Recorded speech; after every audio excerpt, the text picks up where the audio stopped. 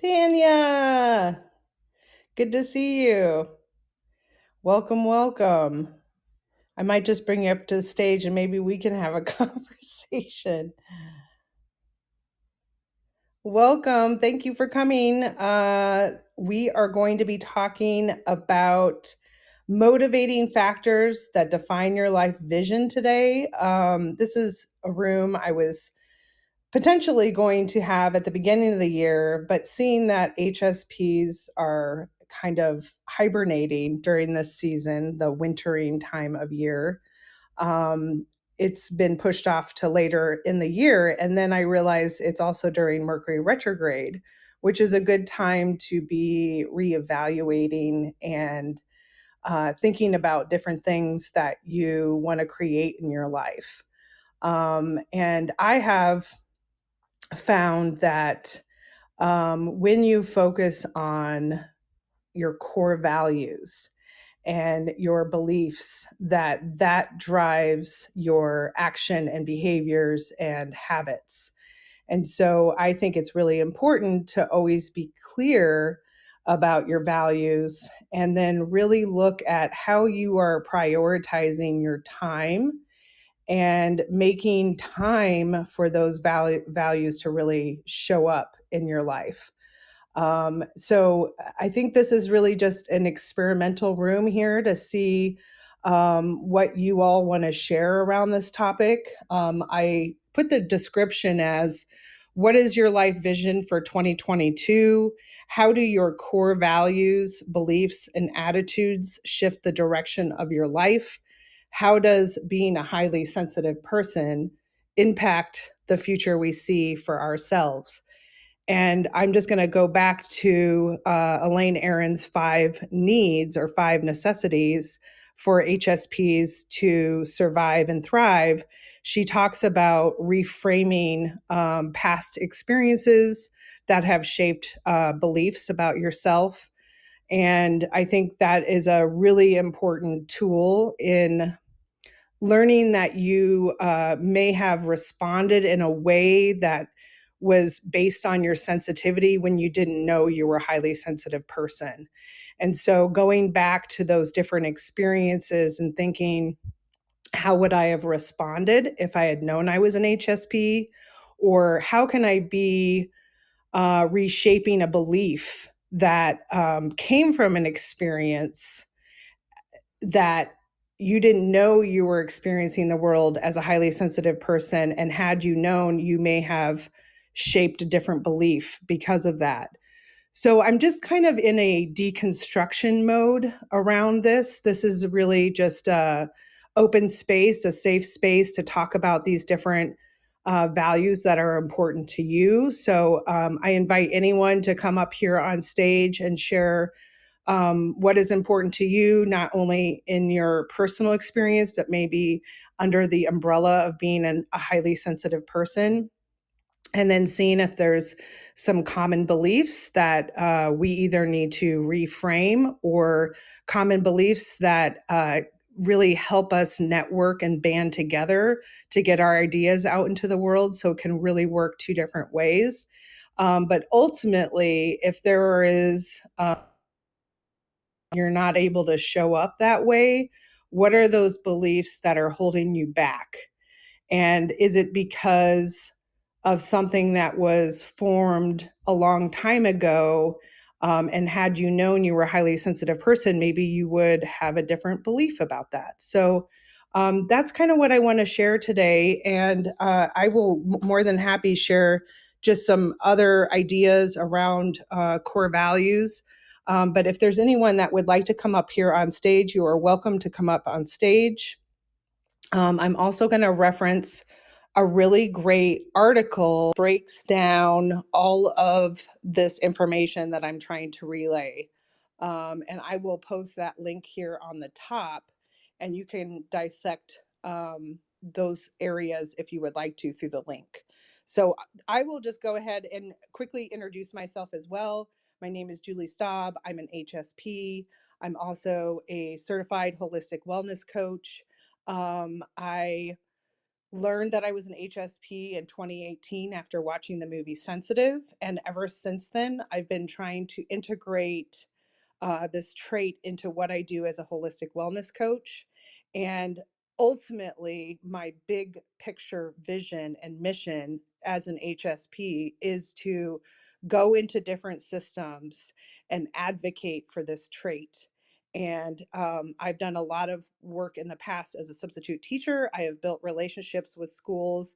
I've also been a nanny and a childcare provider. So I've worked a lot with kids. I feel at home working with kids. And there's so much in that realm where if kids get the support that they need now, at a young age, they will avoid a lot of the adult issues, self esteem issues, trauma issues, a lot of things. If they're fully supported in an environment that honors their sensitivity, that it gives them validation for expressing their emotions and feelings instead of feeling shame or there must be something wrong with me. Those are all things that I would love to solve those problems. I would love to be that consultant that goes in and does sensitivity training for parents, for teachers, for admin, for childcare providers, so that they even know that this trait exists. So there are many steps to this process. And I think a lot of HSPs have a lot of great ideas, but maybe they're not taking action on them because they're working on their own healing journey, or maybe they don't know what it is. They're not clear about that path forward. So this is just an open space, a safe space to talk about those ideas. And maybe, we can be a resource to one another or we can support each other in different ways. But I just love the idea of really honing in on those values that shape our beliefs and attitudes that then turn into action and create new habits or get us out in the world because we stand behind something we're deeply passionate about. So that's how I think HSPs can change the world. So I stand for changing the world, even if it's just my little pocket, my little community or group of HSP community. I think it can be done on such a small level that we can have a ripple effect when we're all kind of stepping into that position of empowerment. So thank you, Tanya, for coming to stage. I loaded you up with a whole bunch of questions. So if there is something that spoke to you, please share what that is and anything you'd like to share on this topic. This is Julie, and I'm complete. Good morning, Julie. Um, Goodness, yeah, there's a lot there. I guess kind of where I would like to start is had I known that I was an HSP from, like a younger age and even into, high school and early adulthood, it probably would have definitely shifted my, my beliefs around emotions and sensitivity. And that those are beautiful superpowers instead of, I am working at the age of almost 45 to decondition how I was brought up around how sensitivity and emotions are considered a weakness and how I didn't learn about my HSP aspects probably until like maybe a year or two ago, like full on learn about it, and I've been kind of diving deeper into it, especially with my human design. It's taught me a lot, but like learning that that's a gift, and I feel like it would have changed like the trajectory of my life in so many ways. From learning to trust myself, like that's been a big one of really learning to trust myself and trust my sensitivity and trust the gifts that I was born with. And so like today, that it's really shifted, like for instance, my career, I was in corporate for a long time up until we moved here. And I'm going on 2 years now of where I'm working. And that has even really shifted, because I'm able to be me. I'm able to like express my heart in the ways that are natural for me, the ways in which that I serve. And where I work, they really honor that. And it's helped me to even decondition more in so many ways working there. Like I have gotten to decondition, from the stress and pressure of, oh my gosh, I can feel the stress and pressure of everybody around me and I need to get all the things done. And for me, it's learning to be like, no, what I get done is enough. And, that's been like a big piece also, just being able to, let go of that productivity aspect of I need to get a certain amount of shit done every day, or I'm not worthy, or, just all of these like stories and beliefs of that, I have to I have to do a certain amount to be worthy to receive love or belonging or, a good wage. And, like all of these things also helping me to release like the perfectionist pieces that I have.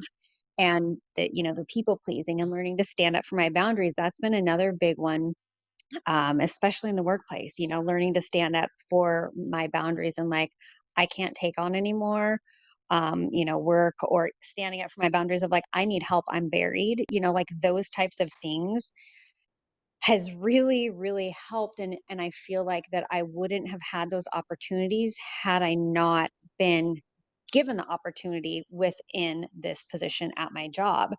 And so, it's been coming up for me lately, like, I'm still kind of discovering like where I want to apply my gifts, how I want to apply my gifts, and things that just keep coming up is like educating or sharing, say, with like the owner of the clinic I work at, how not everybody is wired the same, right? Like everybody's energy is different, and being able to really help them to see that, just because like the majority of people in our clinic have consistent access to energy all day doesn't necessarily mean that every single person does, and it operates differently.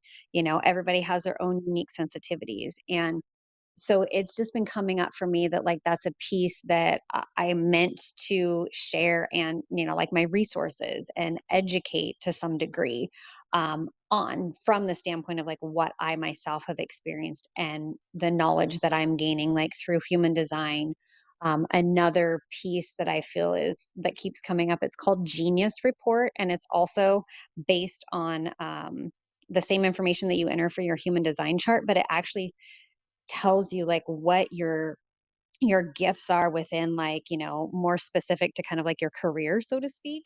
um and that's something that, I feel would be super helpful in like a business standpoint, or even if somebody's trying to discover like what is it that I'm here to share with the world. And so I feel like that my gifts are slowly becoming more and more clear. One of my gifts obviously is using my voice to share my resources from what I've learned along my journey. Um, and then, let that resonate with whoever it resonates with. But I feel that today I'm in a much better place to be able to share those pieces with other people because I myself have walked through a lot of those pieces. So like I have some of that experiential wisdom, if you will, of what I've learned. Now, granted, the way that I've learned it, the way that I've done it is not going to resonate with everybody, and that's perfectly okay. What is meant to will, and if it doesn't, that's okay as well. And so it's been a journey for me. I very much came from a background of, never showing emotions, stuffing them down. I couldn't even tell you an emotion other than happy, sad, or mad for a good majority of my life. And today I can tell you all kinds of emotions. And so I look back to where I was a few years ago to where I am today, and it's like night and day difference. And I feel like that's one of my gifts is I'm here to also uh, show people and teach people how to feel, and that it's okay to feel, and that your heart is absolutely beautiful and it is meant to be shared and expressed with those. So that was a long winded response, but that I that's all that's coming through for me in this moment. I love it. Well, I get the long responses. I think there's a lot to unpack here. There were a few things that you said that spoke to me. What are we here to do? What is our purpose here? What are we here to offer the world?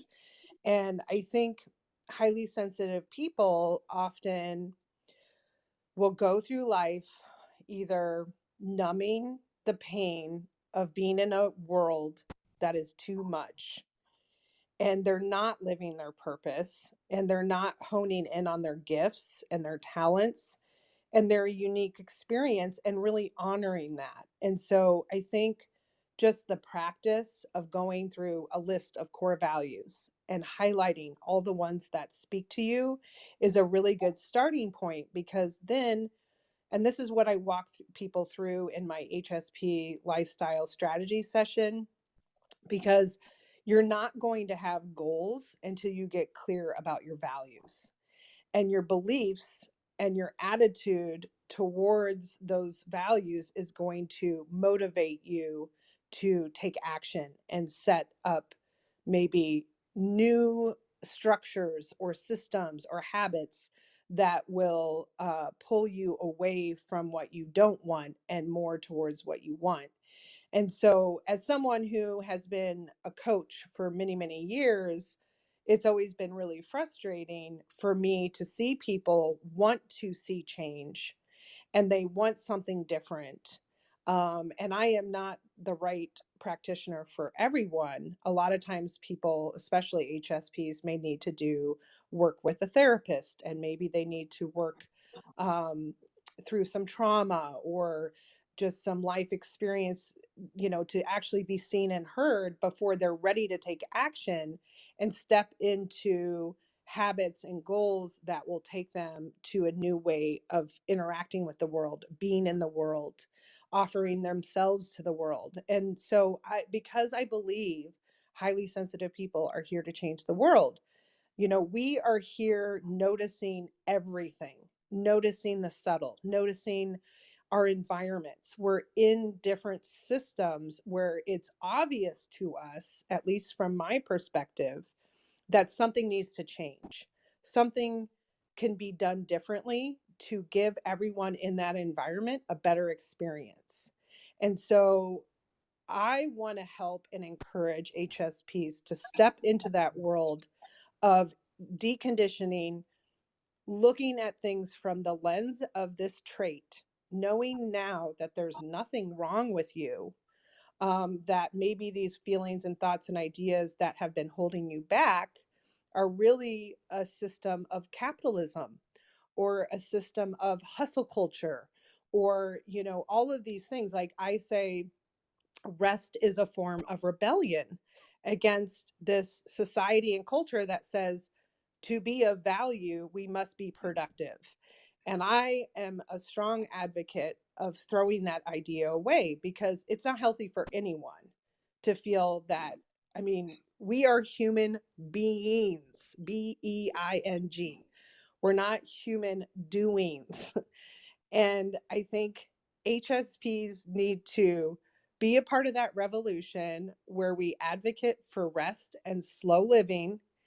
And through that, we actually are able to cultivate ideas through that pondering, that processing, that thinking mode, that rest, that relaxation, that will then be a source of inspired action that will take us down a path.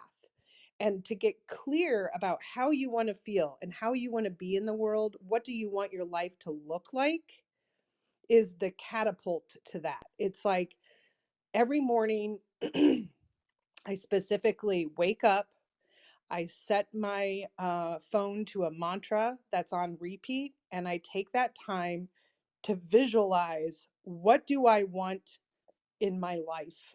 How do I see it? What's the moving picture? And because as an HSP, it's so easy for me to get in touch with my imagination.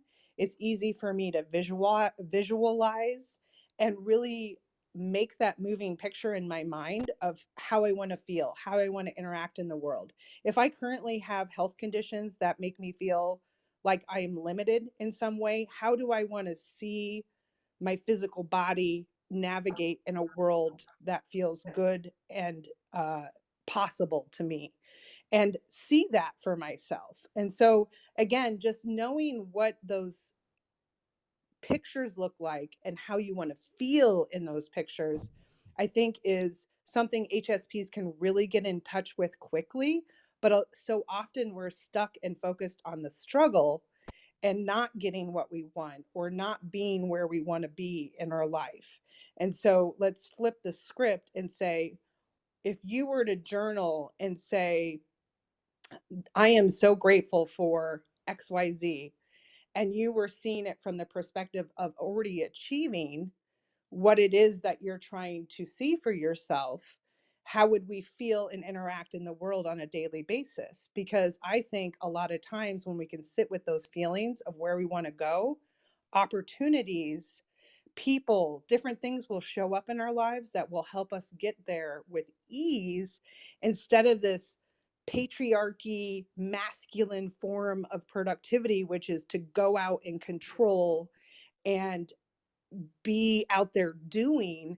I respond in a different way through a feminine approach to productivity where I'm more sitting back, taking the time to nourish and nurture myself.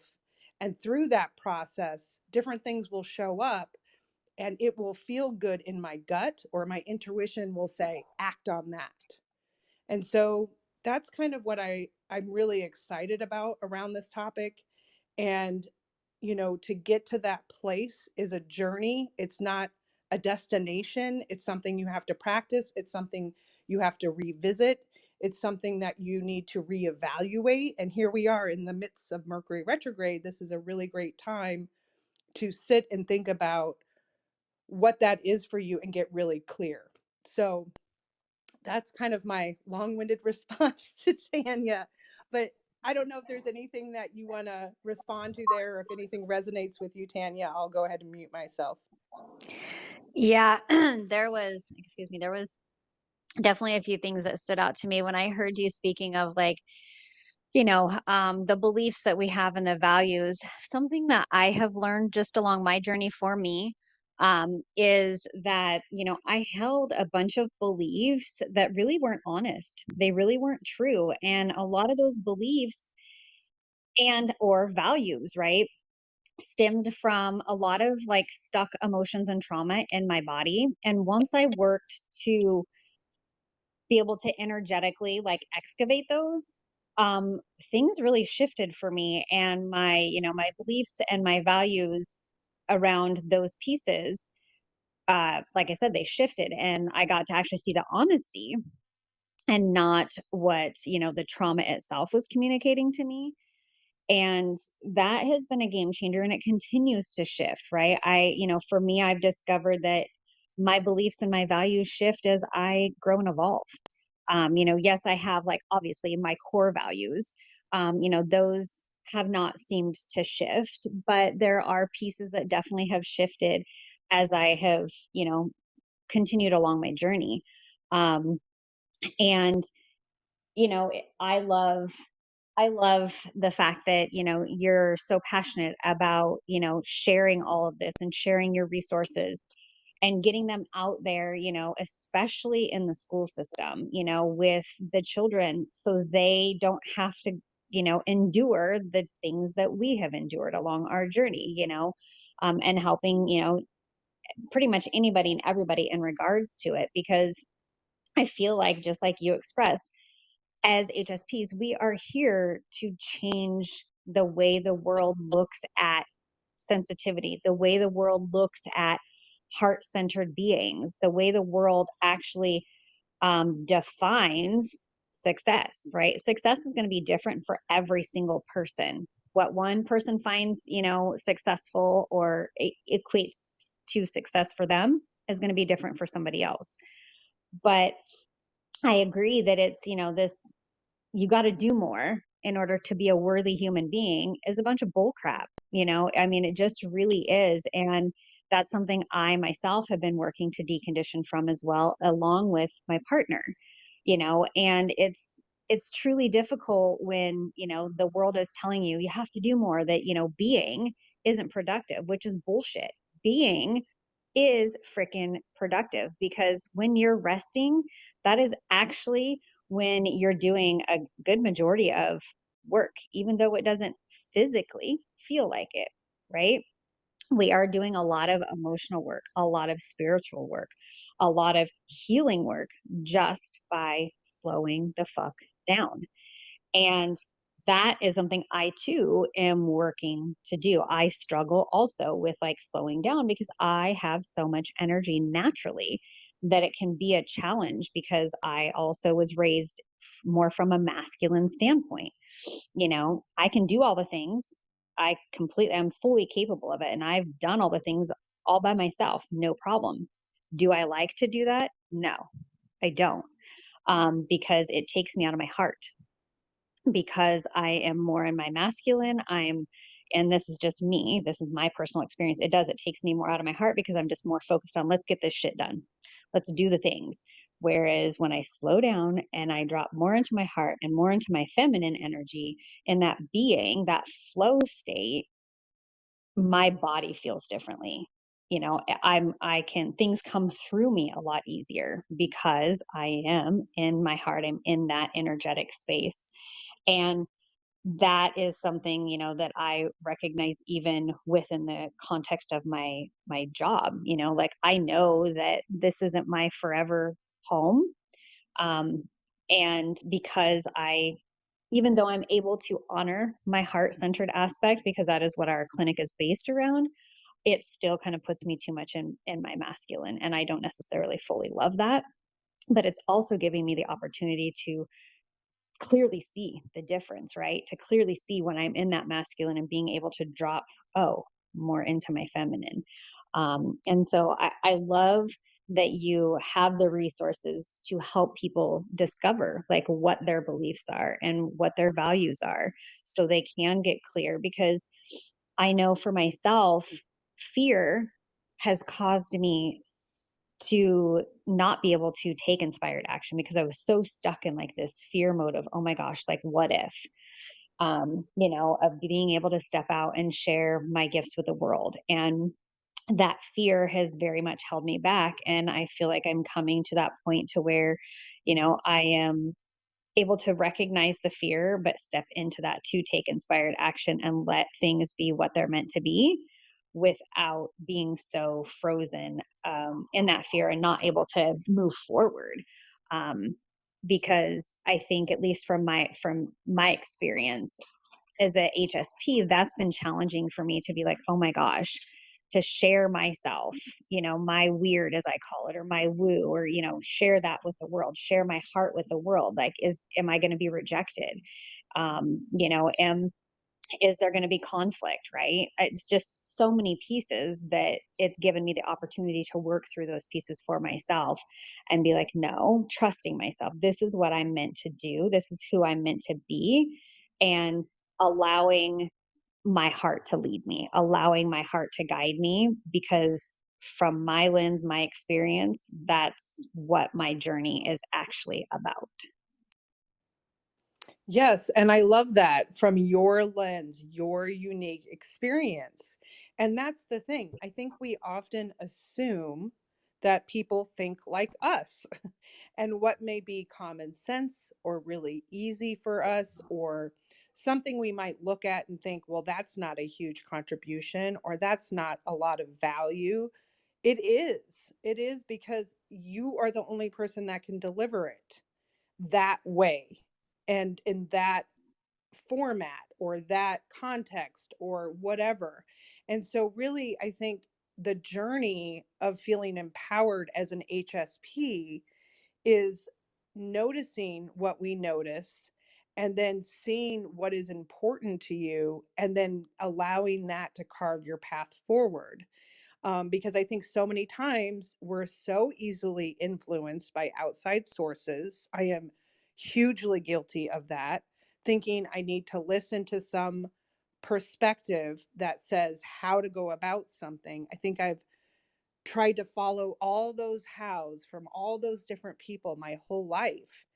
And whether that's society or culture or an actual person, a care provider, a parent, a friend, you know, I think the whole reason I moved to Manhattan is because I learned from a friend that I knew in high school who had left Iowa, gone to New York City, and she kind of had this like holier than thou attitude of living in New York, not just living in New York, but living in Manhattan, which then catapulted me to making that decision of moving to New York because I thought it was grittier than Chicago. I thought I would have more potential and possibilities in New York than I would staying in the Midwest.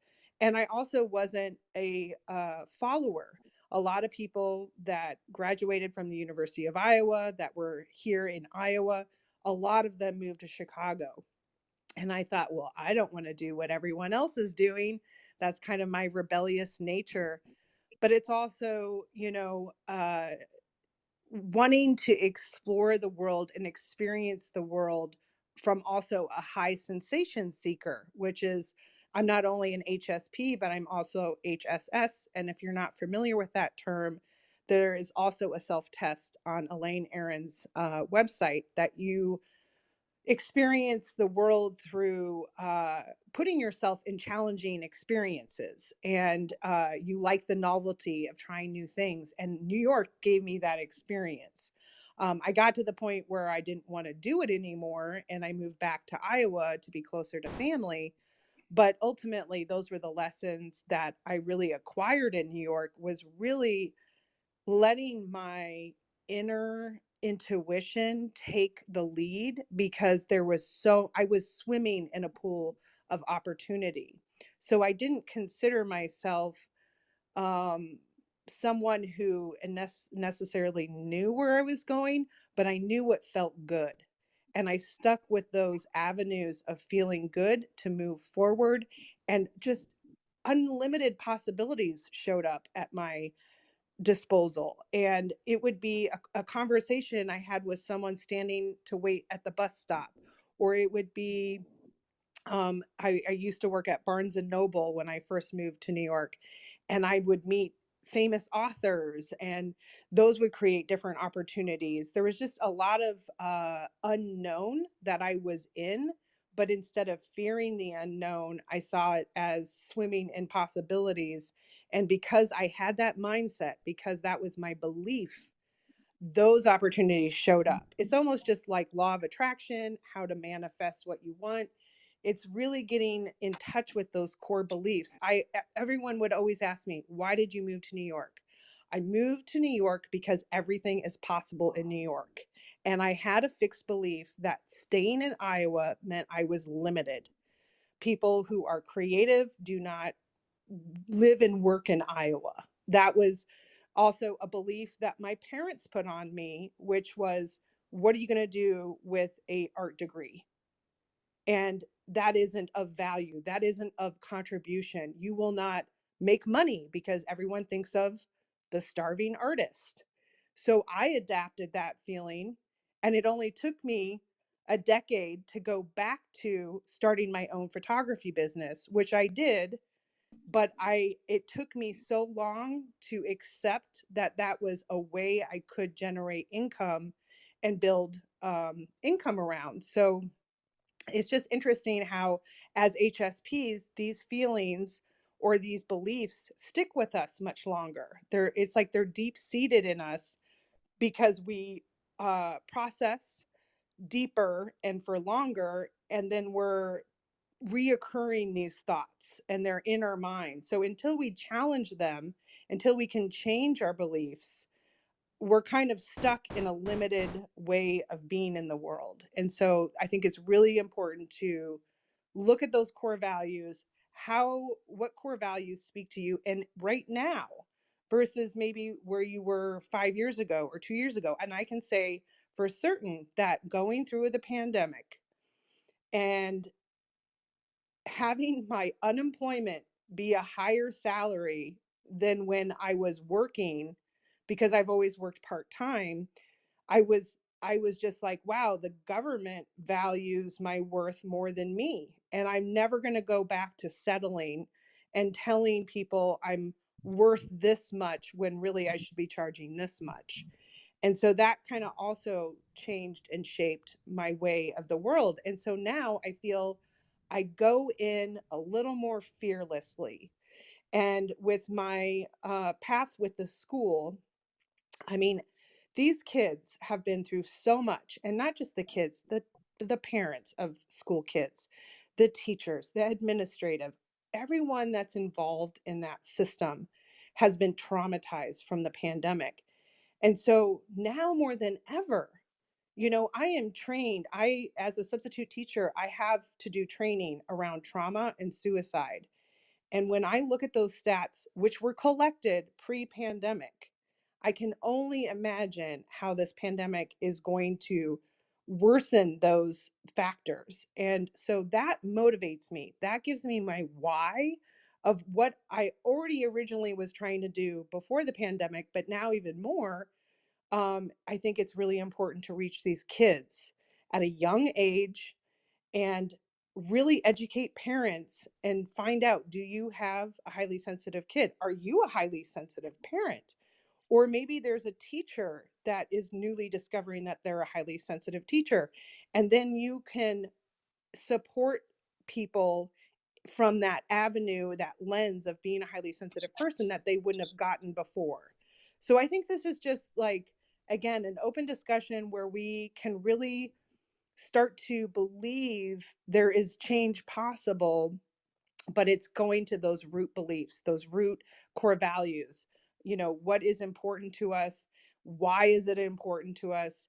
And how do we just continue to move forward in that feeling of this mission, this life vision? What is that life vision for you? Do you have a life vision? Is your life vision limited because you haven't gone through healing work or deconditioning or really truly understanding who you are? And I was fortunate enough to be single for a decade and no kids for all of my 30s, which allowed me to prioritize getting to know myself and to know my limits and to know my ideas and thoughts and beliefs about myself. And I realize a lot of people may have gone to school, went to college, got married, had kids, and then they just never really were given the space and time to get to know themselves. So it's really interesting how what was really painful for me going through those 10 years of being single, thinking, I thought I would always get married. I thought I would always have kids. I have none of that. I have a partner of 6 years, but I didn't even get a long term relationship until I hit 40. So it's just interesting how sometimes we need to look at our pain as a source of, what can I take that's good from this and teach others, so maybe they can look at their pain differently, or they can transform their pain, or they can decondition that it's even painful to begin with. So yeah, there's just a lot here that can transpire from just getting in touch with those core values. And I see Maria is going to come up here, and before I keep talking on my soapbox here, I'm curious, what is the balloons about?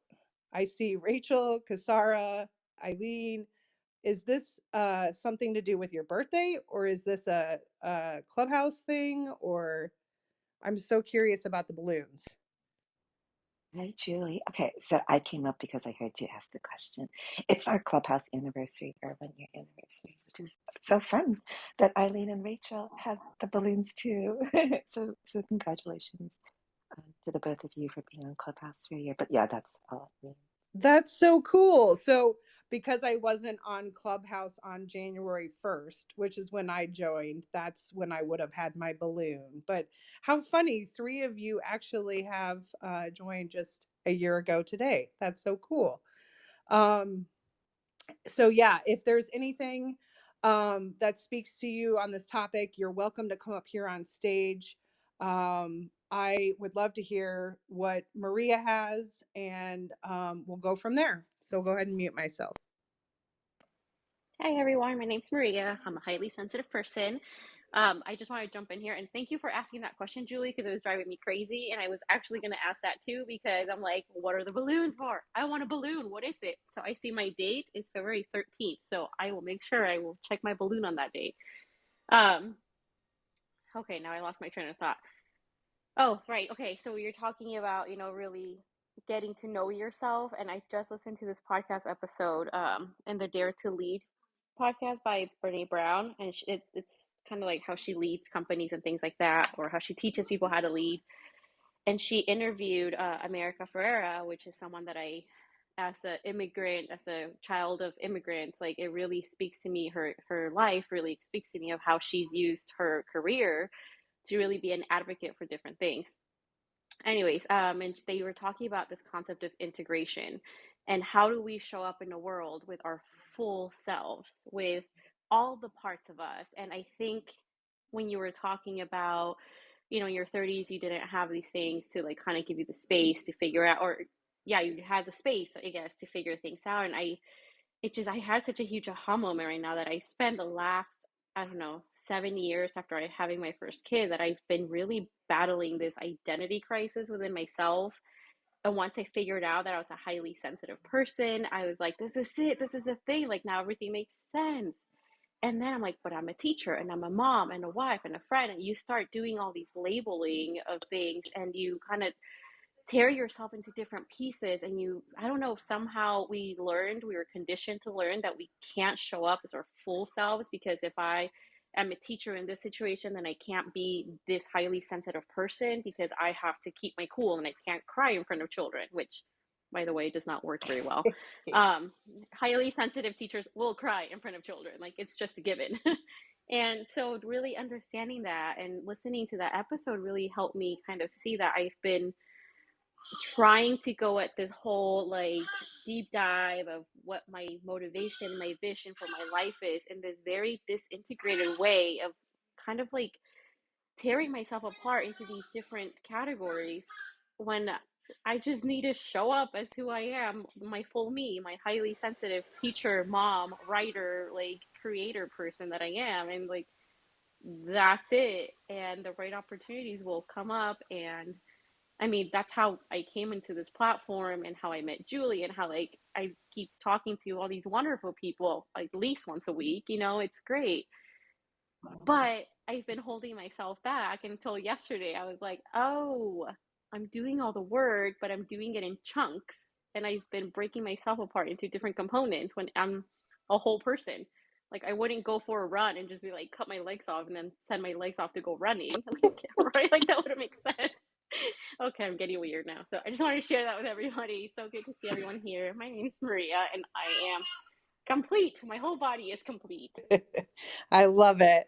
Well, it's so interesting that you say, my only job is just to show up as myself. And honestly, that has been my North Star, I think, the majority of my 20s and 30s is to really just show up as myself. And I find it extremely difficult to put on different roles for different circumstances or different relationships, or even being one way at a job and being something else outside of the job. To me, it's way less work to just show up as myself. And if I mean, I guess maybe I've embraced radical self acceptance that I am not going to be liked by everyone. I'm not necessarily going to be the most popular person in the room. I might make people uncomfortable, but a lot of that, like worrying about what other people think, of course, I think it, but it doesn't stop me from taking action and it doesn't stop me from continuing to show up as myself because I know what's true for me. And I have to understand that everyone's going to have their own worldview and everyone's going to have a different perspective. Everyone's going to approach their life differently. And I think the more that I accept who I am, allows me to accept others for who they are.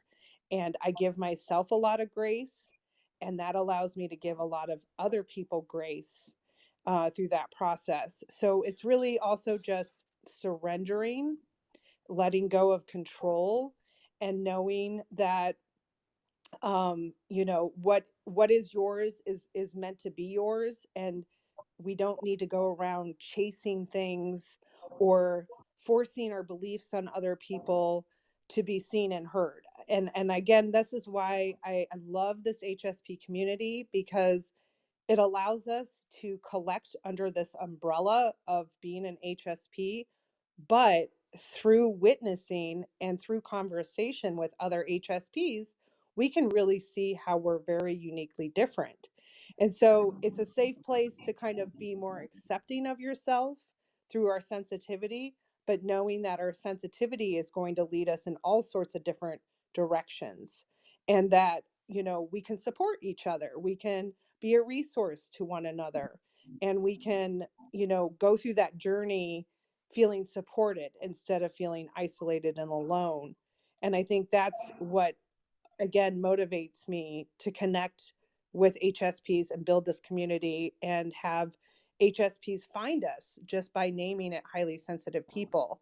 So, yeah, there's just so much that I think I see HSPs suffering. And I think, again, their focus may need to be around healing and deconstructing before they can get into that pathway of doing big things in the world or showing up empowered as an HSP instead of someone that maybe feels like the world is too big to handle.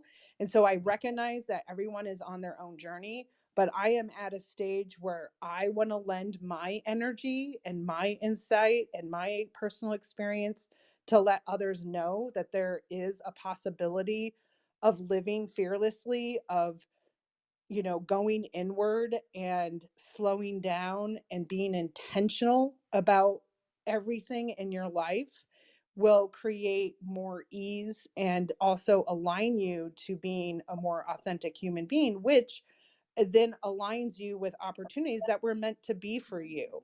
So that slowing down approach, I think, is something everyone could use and approach their life with, but even more so for HSPs, feel that we will not serve ourselves, others, or the world if we're not slowing down.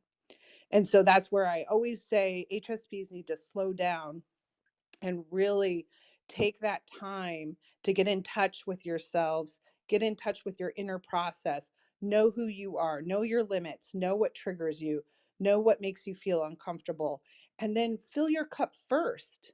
Really fill your cup instead of always depleting your energy, and plugging into those activities or practices or relationships that fuel you and make you feel good, and avoid the ones that feel toxic and unhelpful. So I will go ahead and mute myself if anyone else would like to share.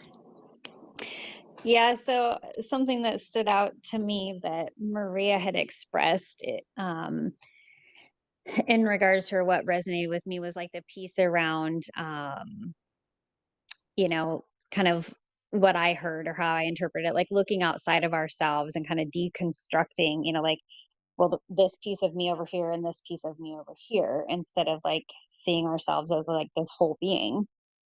And I, from my experience, have been realizing how much I have done that because I was struggling to really accept all the pieces of myself, right? I was only like, oh, well, here's this piece over here. And I like this piece about myself, or I like this piece, but this piece over here, I am not too fond of. And so I have learned that on my journey, learning to sit with the pieces for myself that kind of feel uncomfortable has helped me to learn to accept like all these pieces of myself that make up the whole of who I am. And am I the greatest at that? And have I mastered that? No. But one of the pieces that I struggled with and recently realized was like how I was outsourcing that power by always feeling like, okay, well, I'm going to go on social media and, like scroll through and, find posts that resonate with me. And I realized that like I was doing that because I was looking for kind of the answers in some of those instances outside of myself. And I would walk away from that not feeling good, right? I would walk away feeling like not enough actually, because I was sitting there being like, well, I'm not like that person and I don't show up like that. And I don't even come close to that. Why can't I show up that way? And it was like this comparison thing. And I was like, oh my gosh, okay. So I had deleted all of my social media except Instagram because I felt like there was something deeper there for me to learn for myself. And it was the piece of um, learning to set boundaries for myself around how much time I spend on social media and my intention when I go on social media. And I can tell you it's been such a game changer because I now like look at things differently because I have this intention of going on there and, sharing what it is that resonates with me. And then I have the intention of not like, I'm not comparing myself anymore because I'm like, no, I am this way and I don't need to be like anybody else. I don't want to be like anybody else. I'm just me. And that's been scary. The scary part is owning this is me and then actually allowing other people to see that because I'm like, oh my gosh, I feel like I'm so weird, like me sitting over here judging myself for that. And that has been truly challenging, but yet also me just discovering how I was doing that in such an unhealthy fashion for myself really has changed the way that like I view, like Marie was saying, the whole of who I am. Like I'm beautiful just as I am, just like all of us are.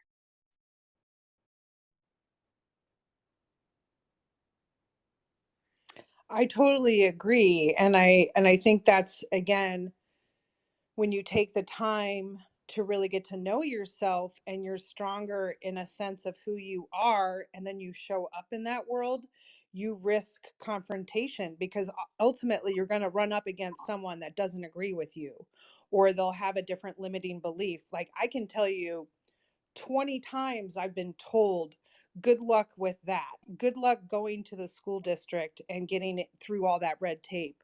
Or, don't expect much when you go to the hospital system and try to explain to them how highly sensitive people have inner sensations that come up. And, we may even be privy to diseases or disorders inside of ourselves that are recognized before a lab test.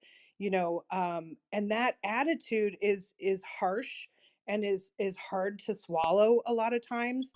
But also at the same time, if you really know who you are and why you're doing what you're doing, it also fuels you to continue to prove people wrong. Not that that should be your motivating factor, but I definitely have spent a lot of my life just deciding that someone said I'm not going to do it, so I'm going to do it. And, just having that like ability to really know who I am, I feel is such a gift. And I really do recognize that a lot of people didn't have a decade alone living by yourself, no children, no animals, no partner, to really get to know who I am. And through that pain, which it was pain in the moment, I'm really able to transform that pain and really recognize like a lot of people aren't in touch with their feelings. They're not in touch with their life vision.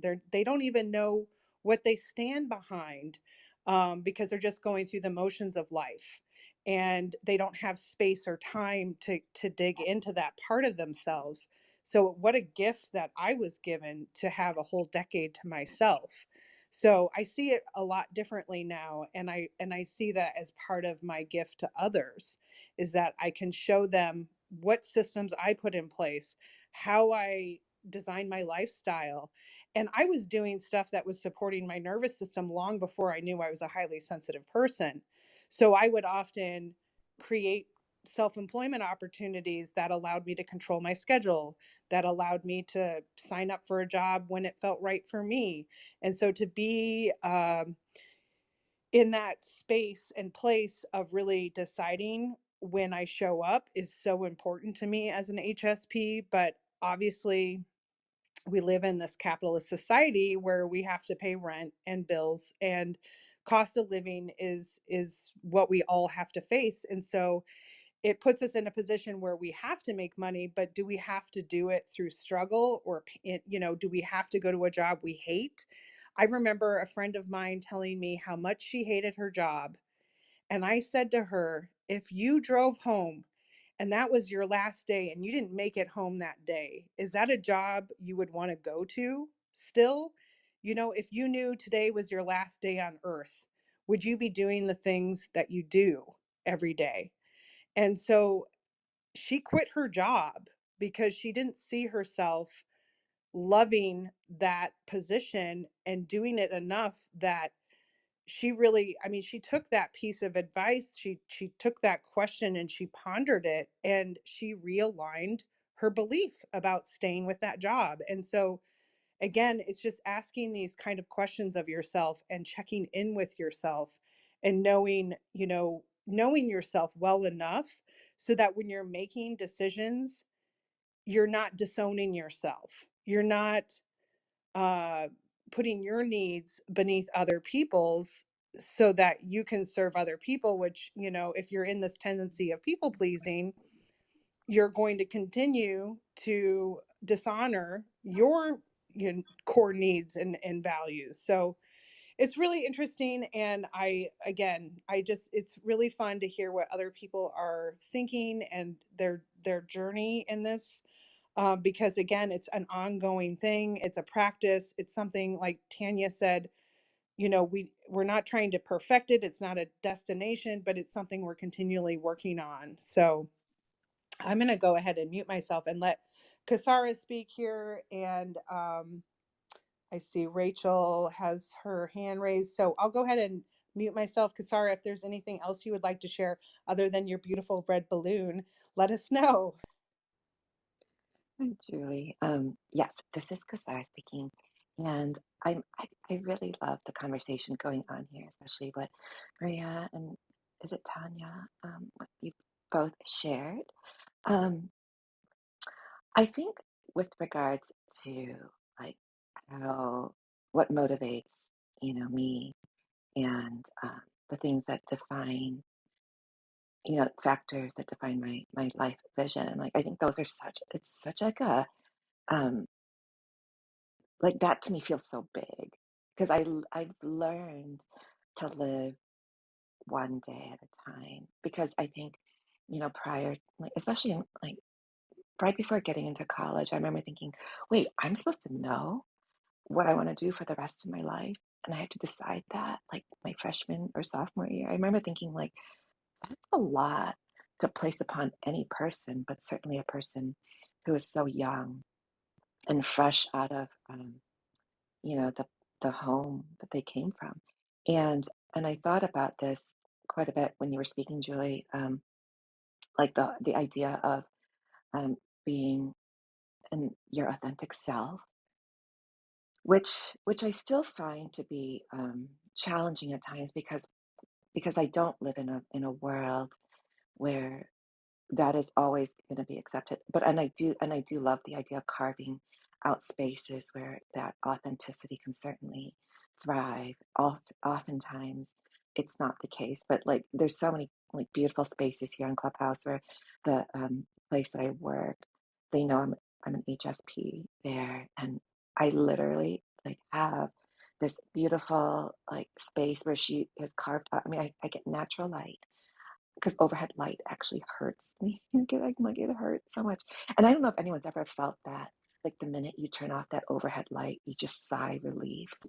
Um, there's scents, and I work at a home fragrance company, and so I can shut the door because I can't be in there for that long, so I don't have to come to the studio.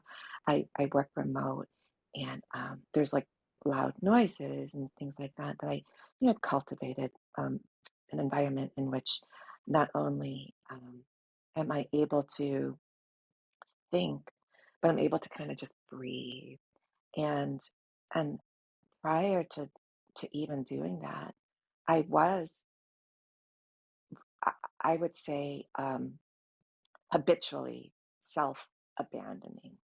And what I mean by self-abandoning, I mean, I don't think it was a thought it was never cognitive. It was always intuitive.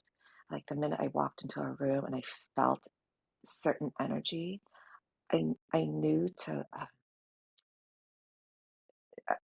I don't know how it happens, but I just knew to be like that thermostat that changed the temperature of that room. And I still don't really know how that happens. I know it's an energy thing, um, And so I've learned that that drained me quite a bit. And so not exposing myself to that all the time was really important, like the recognition of that. But then also, there are times where I do go into spaces because I want to be around that energy, and it's like really exciting. And I don't think I'm an introvert. I do identify more as an ambivert. Um, and and I was thinking about this like this morning because I don't think I did it this morning, but oftentimes, like if I meditate in the morning and I remember to like really, really be on that journey back to myself, I'll envision like this lovely lavender sphere, trans transparent, translucent sphere that surrounds me, and I kind of can go out into the world and I can exchange with other people but not necessarily absorb their energy. And so being more cognizant of that has been so helpful as far as not feeling drained by the end of the day. I used to be on Clubhouse like early in the early days, like back in March or April, and I would wake up the next day like, why am I so drained? And I finally recognized that energy exchange is real, even if we're not in person. Like on this stage, this energy exchange is very real. and um, and I can be in spaces where people are very self-aware and cognizant of knowing how to contain and hold space for others, or not at all. I'm being more wise about that. So as far as I want to kind of land this, I'm sorry if I'm kind of going a little bit long, but as far as how my core beliefs have been changed, I do think that like core beliefs, you know, they start at a child. And I think we all kind of do start with very similar core beliefs, and depending on the environment in which we are raised, maybe they morph. But I am of the belief that everybody wants to be seen and heard and loved and held well, and everybody wants to shine and not demand um, to have an audience. I would love to be able to walk into a space. And it's not necessarily that I need to be recognized, but to be able to exist and to be accepted, whether I am speaking, you know, or if I'm just kind of like hanging in the back of the room. It doesn't necessarily need to be like a verbal recognition, but just your presence is made known. And I think that energy exchange, especially if people are aware of it, is like it's sometimes it's just a nod. Sometimes it's just like someone looking over and smiling. Like those things matter so much, especially during the pandemic when we can't see smiles because we're behind masks. There's just something about like turning your body towards someone, and even that small nod or that small exchange means so much. And I didn't recognize how much it meant to me until I lost it, because I did isolate for quite a while. Um, I think I spent like four months in my home. I did not leave my home for 4 months. And but now that I'm getting out a little bit more, I appreciate those things, those little gestures of love. Um, and so thanks for this space, Julie. I always appreciate it. And I'm gonna kind of conclude now so that hopefully Rachel can have space to speak. And this is because I haven't finished speaking. Thank you, Kasara. I loved what you shared. I really appreciate what you shared. And it's funny because I was over here nodding and smiling. And even before you mentioned getting a smile from someone, I just saw this vision of what is helpful for me when I'm in a space to know that I can show up and feel safe. And getting those nods from another person or a smile, it just gives me that little piece of relief of just like, okay, it's safe to be here. Because as an HSP, we always have our guards up and we want to guard our sensitivity, and that sensitivity isn't always given permission to be present. And like you, I did a lot of isolation during the pandemic as well. And I realized how, you know, I was already hiding in a cave for most of that time before it because I was dealing with chronic health issues. And it was really hard for me to people and to be in the world with these health issues. But then when we went through the pandemic, you know, I was like, oh, great, we have this gift of being isolated, of staying home and being in my pajamas. And I loved that. But then I started to see after months went by, I do value that connection. I do value having relationships that take me outside of the house. Of course, I value relationships that are deep and authentic and more one-on-one and small groups over, a loud circumstance. But I realized that, like you said, it is really difficult to connect with people when we're wearing a mask and we can't see. I mean, you can sometimes see when people are smiling under a mask. You can tell through their eyes or just, movement in their face.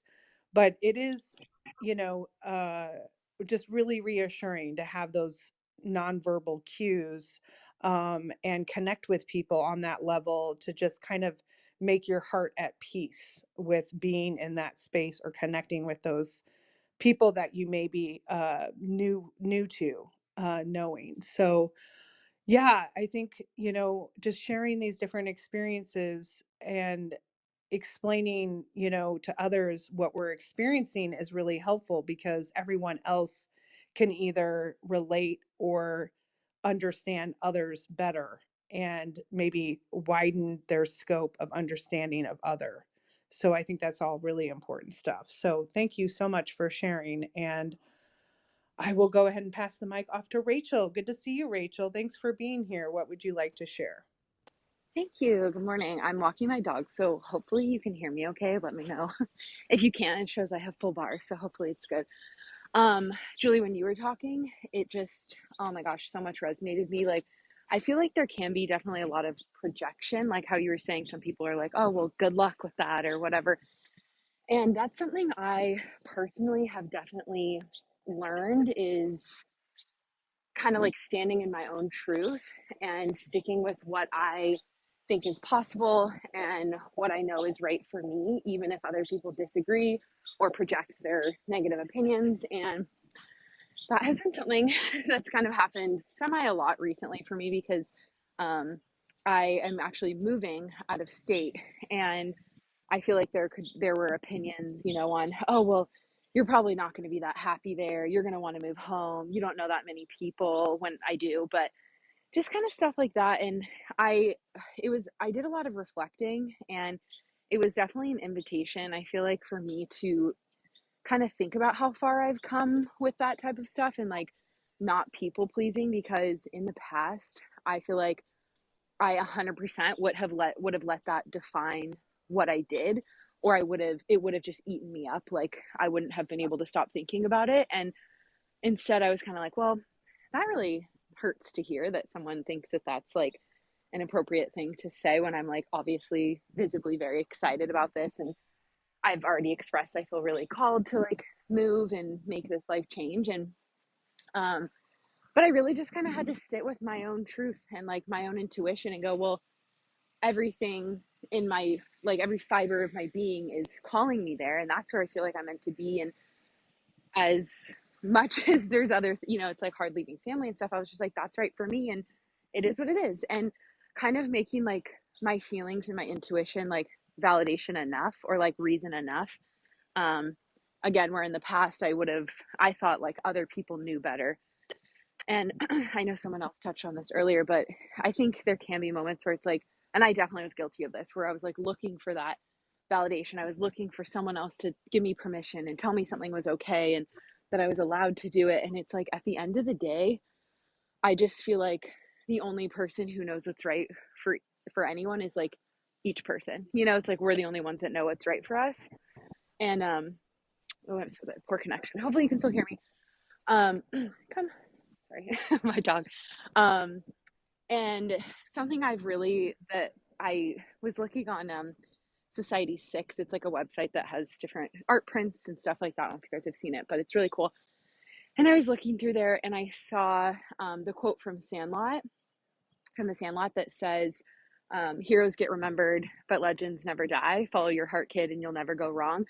And it just like, I started crying and I've heard that quote, you know, a million times before. I've always loved it. I've always loved The Sandlot, but there was just something about it that just struck a chord with me because I was like, I feel like that's like almost like the deep feeling person, the highly sensitive person's like journey is just learning like to follow your heart and you'll never go wrong. Like it still makes me emotional every time I talk to someone about it. I don't know why, but I just feel like it's such an important thing to remember. Like no one else knows what's best for you besides you, and that was such it was just such a hard lesson for me to learn. Like I always thought someone else knew better, or I always thought like, well, I'll just sacrifice. Like I can deal with being, you know, a little unhappy if someone else is happy. You know, it was like their joy was my joy, and it was like when I started deciding like my joy was my joy, and I can still have compassion for other people, and I can still be there for them, but like I also matter, and I have to put myself first. It just like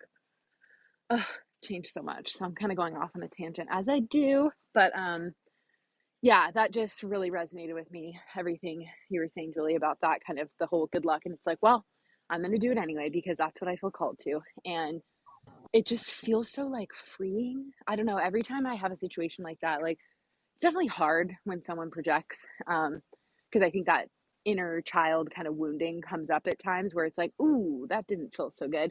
But then I'm like, well, but like I'm this other version of myself who can hold myself through that and who knows like what I want, what I deserve, and follow my heart, and I'll never go wrong. So, anyways, I'll leave it at that. But I just, yeah, I really like this topic and really appreciate you holding space because I was kind of in a weird, just like extra introverted mood this morning. And so I kind of checked in with myself when I saw this and I was like, oh, I really want to join, but I don't know if I just need to be solely with my own energy.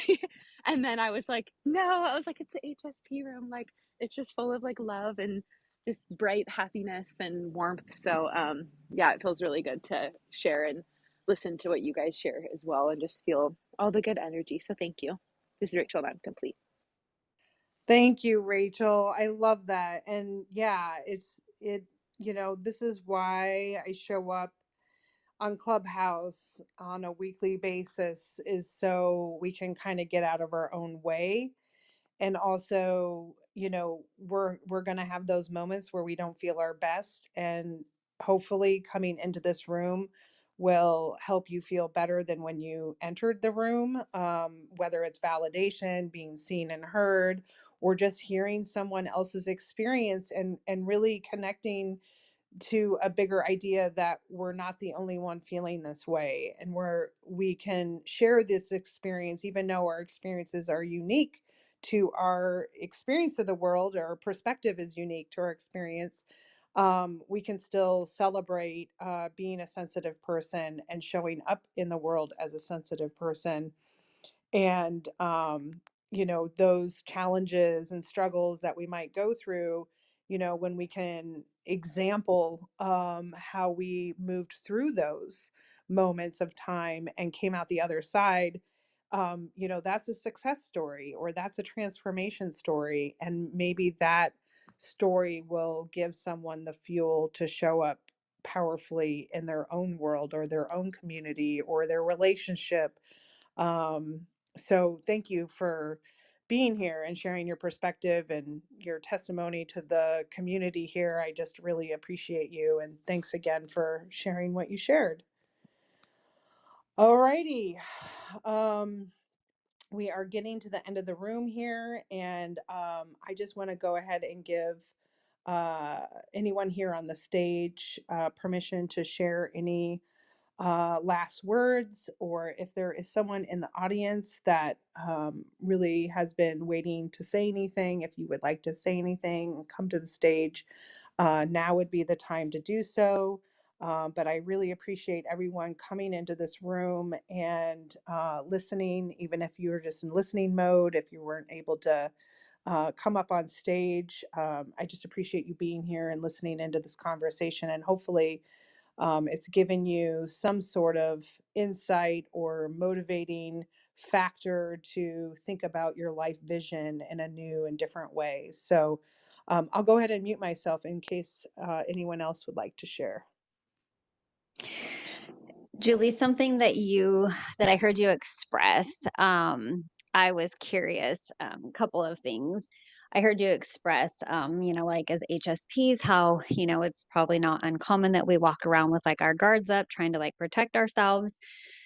And while I totally like agree that there is definitely that for me on my journey, I learned that I often had this like, um, fierce guard up around my heart, like not allowing other people to see those pieces of me and feeling like I needed to be in some sort of a quote safe environment to show up as myself, to be that. And I'm learning that, like, no, I don't need a safe environment to show up as myself. I don't need anybody else's permission to show up as myself. And I've been learning along my journey just for myself personally that, like, yes, I have my energetic boundaries, if you will, that, obviously like protect me from taking on a ton of other people's energies. I mean, obviously, like it still happens, but I'm learning to like let the guard down around my heart and allow other people to see like this is the real me. Like instead of feeling like I need to wear like a mask of like I'm only going to show this me, like the real me to certain people. Mind you, yes, there's the boundaries around like not, everybody gets to see the real me, they don't get to know like every single piece, right? Like that's an earned space.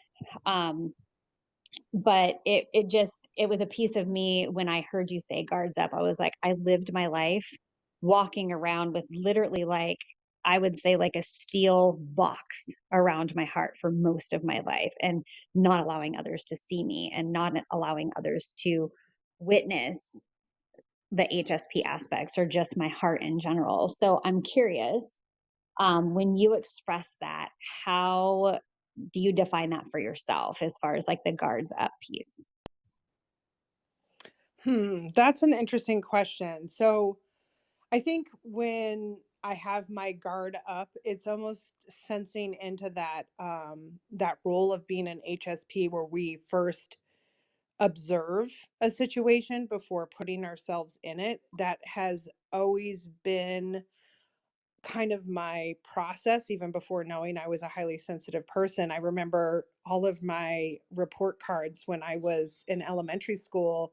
Every single year, every single teacher, the word that always showed up was conscientious.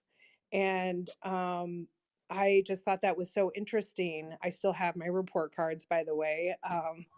I love hoarding memories and hoarding those little sentimental things. But um, I think it's almost like my heart is still able to show up in those situations. But like you said, you're protecting it in a way where it feels safe to reveal that. And a lot of times to me, when I show up in the world and maybe I'm in a circumstance or a environment that's new to me, the way that I present my sensitivity is smiling at someone, going, if someone is looking frustrated, I give them the grace to be frustrated and not have pressure from me.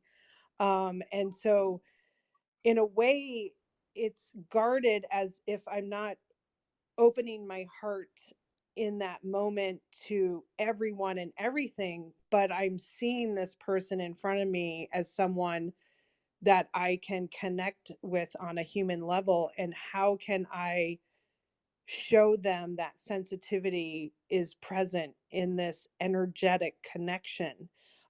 So it's kind of like, when I say I'm guarding myself, it's like first observing the situation. Can I feel safe in this situation? And if I don't fully feel like I can be my authentic self because for whatever reason it's not the right place or time, how can I show up as my sensitive self so that others can see me as someone who is showing up in a sensitive manner or in a compassionate manner or giving empathy or kindness. And so then that makes me feel true and authentic to myself, even though I'm guarding and I'm not fully opening everything up and feeling vulnerable. I can at least get in touch with that sensitivity inside of me and show up in a way that might look different than someone who's not an HSP. And then through that act, it makes me feel good because I'm aligning with that sensitivity. So I don't know if that really answers your question, but that's kind of what came up for me. No, I mean it absolutely answers, the question. It's how you navigate it, for yourself. I was just curious on what that looked like or how you define that process for yourself. Would you say then, or what I heard you expressing, so I want to make sure that I am hearing you correctly.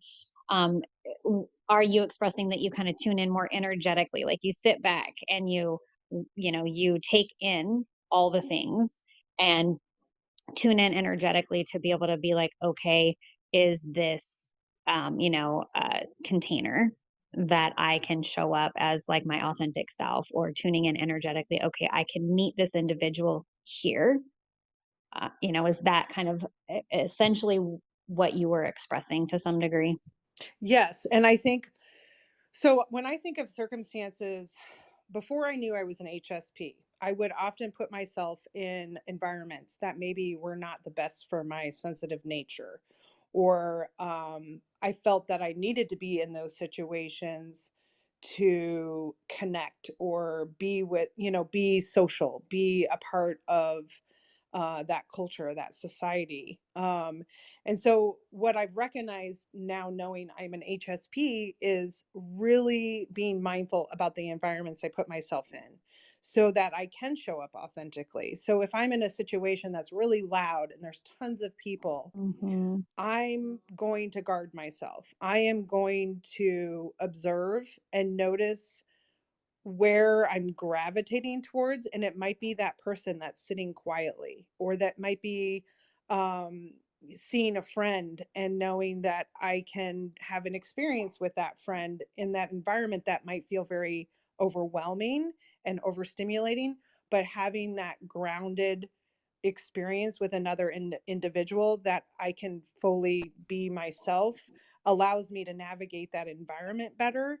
But when I was, before I knew I was an HSP, I would just again should all over myself and say, I need to get out there. I mean, I remember the whole decade that I was single. I was like, how do I find a man? How do I meet someone? And so I would always put myself in circumstances that would allow me the opportunity to connect with new people. And that wasn't always enjoyable for me, but it felt like I needed to be that way to connect. And then lo and behold, the partner that I have now, we actually met at a job that we both worked at this local grocery store.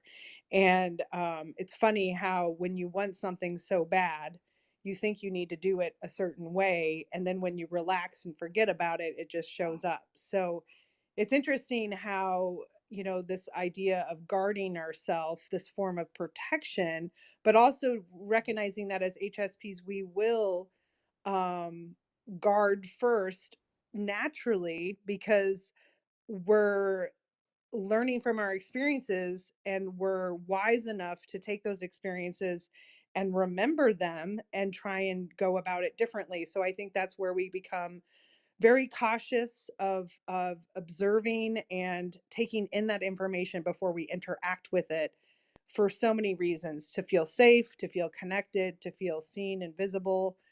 Sometimes I just like to be a fly on the wall, and I'm okay with that. And it's fun for me to just observe people. I do a lot of that through watching reality TV shows, just seeing those patterns and those data points of just, a bunch of people in a room and really seeing like what motivates us? Why do we show up? And there was so many ideas and beliefs that I've had about myself that when you watch other humans and their behavior, you start to understand these aren't just patterns that I've developed. This is what society and our culture tells us. And so, again, this is just such a multi dimensional question on so many levels. I appreciate it, Tanya. I love your answer, and yeah, just all of the pieces that you share. It was just something obviously that came up for me, but yeah, hearing you express, like, it depends on the environment you're in, and like if it's noisy and whatnot, it definitely that rang true for me looking back on my past. When I was married, my husband at the time was like the ultimate extreme extrovert. I didn't know about my HSP-ness when we were together. And he very much was Mr. Social Butterfly, wanted to do, we were doing things every single freaking weekend. And I never understood, why I would feel so grumpy and so burnt out being in like loud environments like bars, right? Because he was, big into like NASCAR and, those pieces. And I can definitely resonate with like protecting myself, guarding myself in those types of spaces. And it's like today, I will not put myself in spaces like that. I refuse. Like, no, I don't enjoy that. That doesn't resonate with me. Um, while I very much am an ambivert as well. I need a certain amount of human interaction and connection. I also now know that like those loud, obnoxious environments where there's so much going on overstimulates me and causes me to basically short out. And that's when, I'm like, okay, no, I no longer put myself in those places, but I do appreciate like what you shared because it really helped me to understand more of how you define it and how that looks for you and gives me also things to kind of chew on for myself. So I appreciate that, Julie. Thank you. Wonderful. I love that. And I appreciate the question because it helps me think about it on a deeper level as well. And honestly, I really think about my life as before I was aware of this trait and after, because I can tell you for certain that I do not put myself in those circumstances either any longer. I cannot stand to go into a bar with 10 TVs and they're all different and there's a lot of noise with people talking. I I remember when I was online dating and I would have to go to bars to connect with people and it was always this conversation, well, where can we go where we can actually have a conversation? I remember yelling at this person that I just met because I couldn't talk or hear over the amount of noise in there. And had I known that I was a highly sensitive person, I would have suggested, hey, let's go to this quiet place for lunch or let's go have a morning coffee. It would just be pulling myself out of those environments that really overwhelm me and don't allow me to show up as myself. So that is a huge component to, I think, showing up authentically is putting yourself in environments that support you instead of waste your energy, because you're not going to show up in a way if you're grumpy that there's 5 football games on and you can't stand football. Why are you putting yourself in that circumstance? So again, I know myself well, but I know myself even deeper than I ever did before when I learned I was an HSP, and that was the ticket to me giving myself full permission to take care of my biology and not continue to put myself in circumstances that were overwhelming, overstimulating, and not aligned with how I wanted to show up in the world. So really important stuff. And I think again, that journey of being an HSP and knowing yourself, there's so many layers and so many levels of learning that we have to go through. And so I love helping people with that lifestyle aspect, because what I learned through all those years of working different kinds of jobs, working for different people, has given me a perspective that a lot of other people don't have. And so I honor that kind of irregular journey. And I know that I can offer people something different from my life experience. And that is enough. I don't have to get another degree or, take more classes or be something different than who I am. That just my life experience can help other people grow and learn and heal. So that's something that I really embrace as a healer and a coach and someone that wants to serve and support HSPs. So, yeah, this has just been a really lovely conversation. And I appreciate everyone that has come to stage to share your experience, just know that that's really helpful for people listening and people who come in to the replay. So I'm just really honoring you all for stepping into that vulnerability and showing up as yourself. So thank you for being here. And I hope we can continue to have these kind of conversations and people can find this room and feel safe to share in a space that is giving them the gift of being authentically themselves. So thanks again for being here, everyone. With that being said, Tanya, did you want to say something before I sign off? Yeah, I was just going to say thank you for having this room. As always, it's always very engaging and meaningful and just beautiful to be able to connect with other HSPs, who really get it, to have like that safe space to show up as ourselves. So thank you for all that you are doing to make this trait more, I don't want to say acceptable, but just teaching and educating others about the awareness of it. Well, thank you. And I think really the first step is just creating visibility.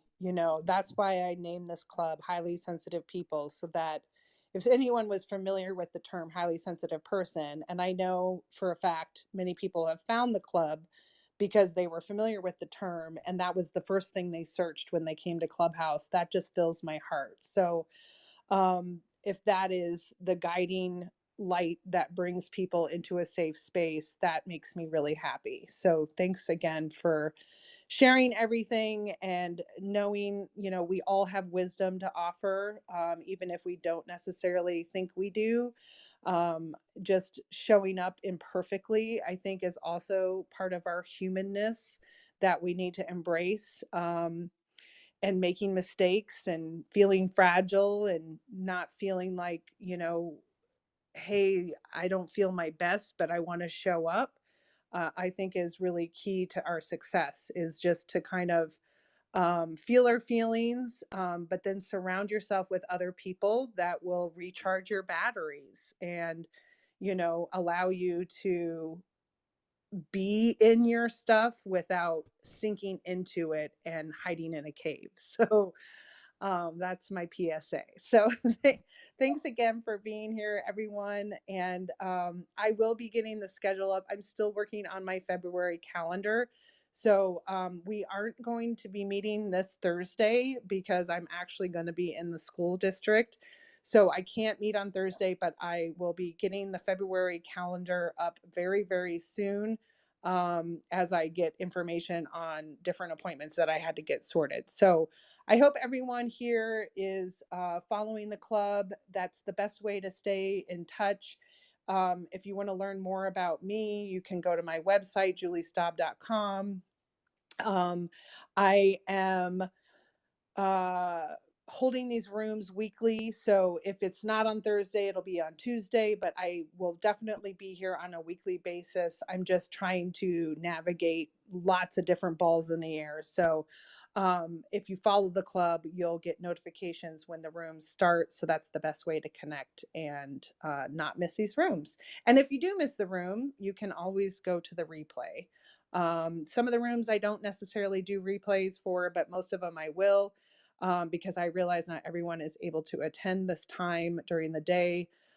So I hope this will just give us further reach to have the replays on. So again, thanks everyone. Have a beautiful day, and I'll see you next time.